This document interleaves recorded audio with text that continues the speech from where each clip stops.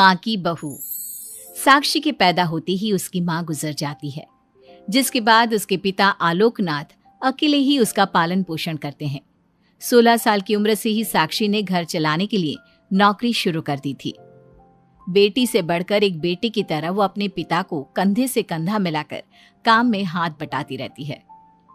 साक्षी, मेरे होते हुए तुझे नौकरी करने की कोई जरूरत नहीं है।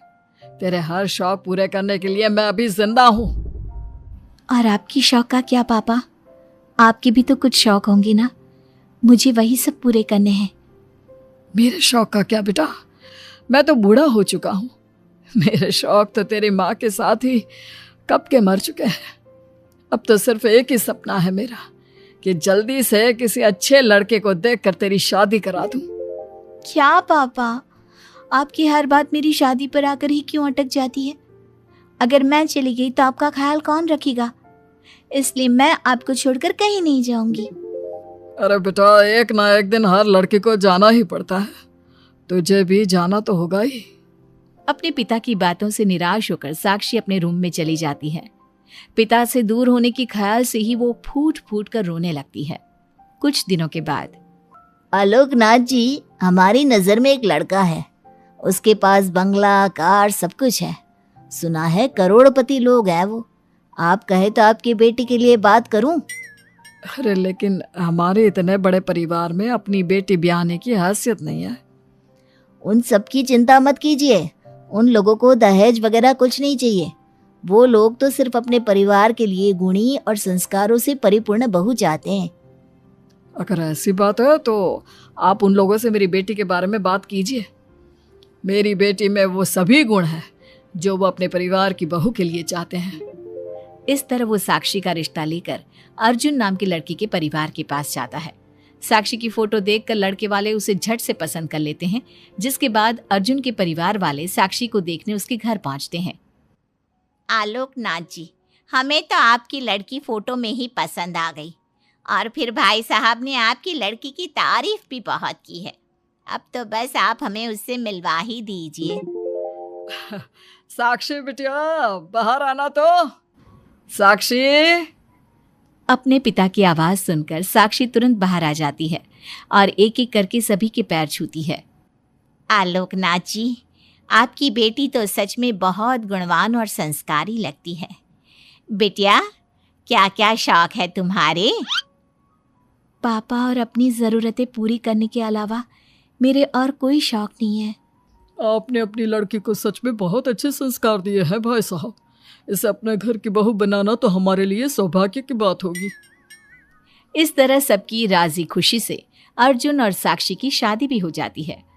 साक्षी की सास उसे एक माँ का भरपूर प्यार देती है और कभी उसे मायके की कमी महसूस नहीं होने देती।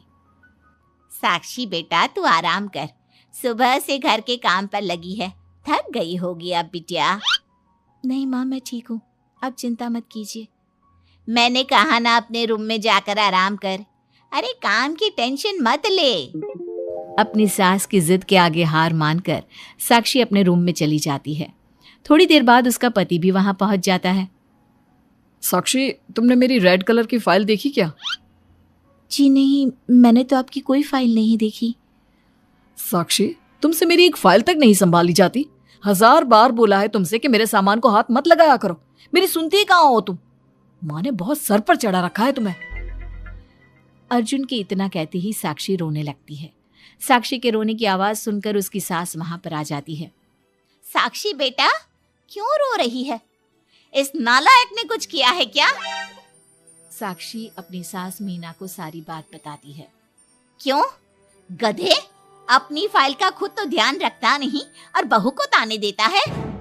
माँ, अब तो रहने ही दो। आपको हर समय अपनी बहू ही सही लगती है। सही लगती नहीं, सही है मेरी बहू। माँ समझाइए ना इन्हें, ये हर समय मुझ पर गुस्सा करते रहते हैं। खबरदार अर्जुन, जो आज के बाद तूने मेरी बहू के साथ ऐसा बर्ताव किया तो मुझसे बुरा कोई नहीं होगा। अपनी माँ की डांट सुनकर अर्जुन वहां से चला जाता है।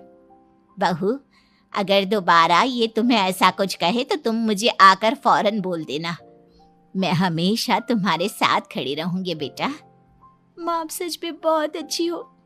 मुझे बचपन से लेकर आज तक कभी एक माँ का प्यार नहीं मिला, लेकिन जब से आप मुझे मिली हैं तब से मुझे माँ की कमी कभी महसूस नहीं हुई।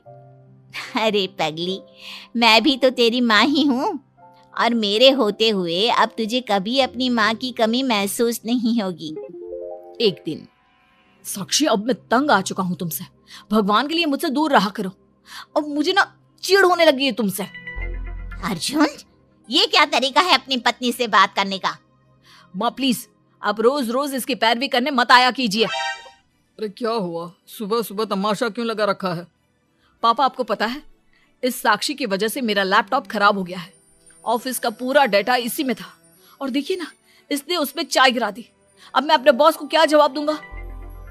माँ मेरा यकीन कीजिए, मैंने जानबूझकर चाय नहीं गिराई। मैं तो इन्हें दे रही थी चाय, लेकिन इन्होंने ही ठीक से नहीं पकड़ी।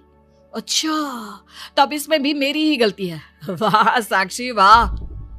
अर्जुन, तू बहू पर इतना क्यों भड़क रहा है? अब जो हो गया सो हो गया। सुन लेना ऑफिस में थोड़ी सी डांट। अब अपनी बीवी के लिए इतना तो कर ही सकता है ना तू। मैं आपके लिए दूसरा लैपटॉप ले आऊंगी, आप परेशान मत होइए। कोई जरूरत नहीं है उसकी, मैं खुद ले लूंगा। मेहरबानी करके अब मेरे सामान से दूर रहना। इतना कहकर अर्जुन वहां से चला जाता है, जिसके बाद साक्षी फूट फूट कर रोने लगती है। चुप हो जा बेटा, उसकी बातों का बुरा मत माना कर। अरे वो तो पागल है। मीना के इतना कहते ही साक्षी उसे कसकर गले लगा लेती है। माँ, आप नहीं होती तो मेरा क्या होता? मैं बहुत भाग्यशाली हूँ जो भगवान ने मुझे सास के रूप में मेरी माँ लौटा दी है। बेटा, जीवन में ये सब चलता ही रहता है, ऐसी बातों को दिल पर नहीं लगाना चाहिए। चल अब अपने आंसू पोंछ और मेरे साथ काम में हाथ बटा। इतना बोलते ही मीना रसोई की तरफ चल देती है। साक्षी भी अपनी सास के पीछे चल देती है और सभी बातों को भूलते हुए खुशी खुशी काम पर लग जाती है। मन ही मन साक्षी अपनी सास को हर जन्म में अपनी माँ के रूप में मांगने के लिए भगवान से प्रार्थना करती रहती है। ऐसे ही दिन बीतते रहते हैं। मीना हर समय ढाल बनकर अपनी बहू के लिए खड़ी रहती। तभी एक दिन पड़ोसी, मीना, तूने अपने बेटे के लिए यह कैसी बहू चुनी है, जिसकी माँ उसके पैदा होते ही गुजर गई? अरे ये तो कुलक्षणी है।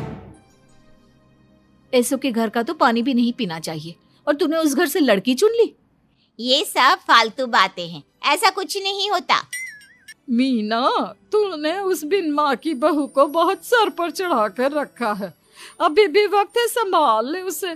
कहीं ऐसा ना हो कि तेरे हाथों से फिसल जाए तेरी बहू। ये तुम लोग क्या बोल रही हो? मेरी बहू बाकी बहू जैसी नहीं है, वो तो कोहिनूर से भी कीमती है मेरे लिए। हमारा काम था तुझे समझाना। बहू को कभी भी बेटे से बढ़कर प्यार नहीं देना चाहिए, वरना उन्हें बिगड़ते देर नहीं लगती। और यहाँ तो तेरी बहू बिन माँ के पली बड़ी है।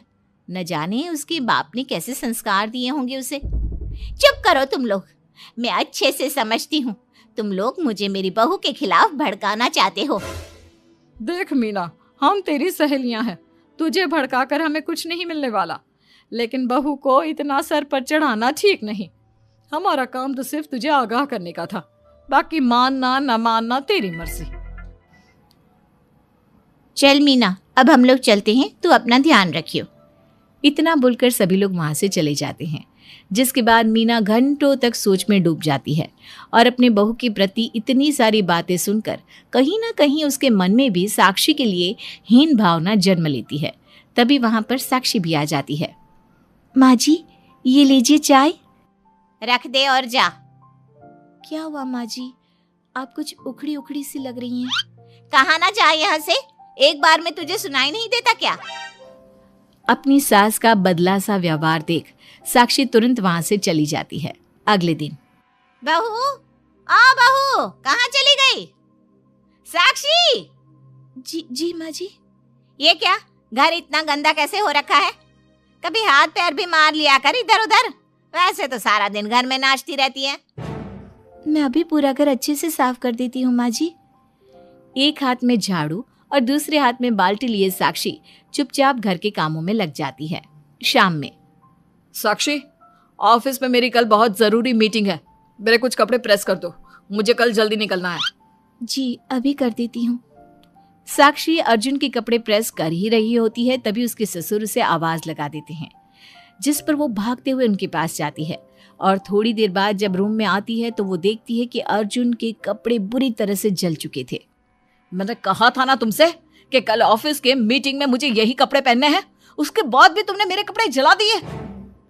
मुझे माफ कर दीजिए, मुझसे गलती हो गई। ये कोई छोटी मोटी गलती नहीं है, समझ में आ रहा है तुम्हें? शोर की आवाज सुनकर अभय और मीना भी वहां पहुंच जाते हैं। क्या हुआ, तुम दोनों लड़ क्यों रहे हो? पापा देखिए ना, इसने मेरी नई शर्ट जला दी जो मैं कल मीटिंग में पहनने वाला था। बेटा उसे मैंने ही आवाज दी थी, इसलिए वो शायद जल्दबाजी में प्रेस का बटन बंद करना भूल गई होगी। पापा अब आप भी माँ की तरह इसका साथ दे रहे हैं। अर्जुन, इस बार तू सही है और बहू गलत। आखिर वो इतनी लापरवाह हो कैसे सकती है? माँ जी प्लीज मुझे माफ कर दीजिए। अब तुम्हारी सजा ये है कि अभी और इसी वक्त तुम मेरे बेटे के लिए हूबहू ऐसी ही शर्ट ढूंढ कर ले आओ। जाओ। तुम्हारा दिमाग खराब हो गया है क्या? इस समय कहाँ जाएगी हमारी बहू? और अब तो सारी दुकानें भी बंद होने वाली होंगी। अगर दुकानें बंद हो भी गई होंगी तो उसे खुलवाकर मेरे बेटे के लिए शर्ट लेकर आओ। माँ रहने दीजिए, इन सब की कोई जरूरत नहीं है। पापा ठीक कह रहे हैं, इस समय कहाँ जाएगी ये? मैं कोई दूसरा शर्ट पहन लेता हूँ। मैंने जो कह दिया सो कह दिया। अब गलती इसने की है तो सुधारना भी इसे ही पड़ेगा। जाकर शर्ट लेकर आओ। मीना की बातें सुनकर साक्षी रोते हुए वहां से चली जाती है और रात के 10 बजे तक पति के लिए दुकानों पर जाकर कपड़े ढूंढती रहती है।